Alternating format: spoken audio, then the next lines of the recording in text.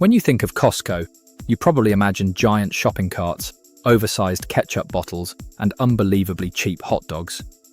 But here's the surprising part. Costco doesn't actually make most of its money by selling products. Instead, the real secret behind its billions is memberships. Every year, millions of customers pay an annual fee just for the privilege of shopping there. Those membership fees generate billions in high-margin revenue, giving Costco a steady stream of income before anyone even fills a shopping cart. Because of that, Costco can afford to sell many products with incredibly low markups, usually around 10 to 15%, compared to traditional retailers that often charge much more. It's a strategy that keeps prices low, customers happy, and members coming back year after year. And then there's the famous $1.50 hot dog and soda combo. Believe it or not, Costco has kept that price unchanged for decades.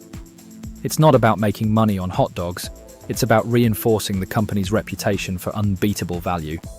So while most retailers focus on maximizing profit from every sale, Costco plays a different game. It earns customer loyalty first, profits from memberships, and uses low prices to keep shoppers renewing every year. That's the simple but brilliant business model behind Costco's massive success.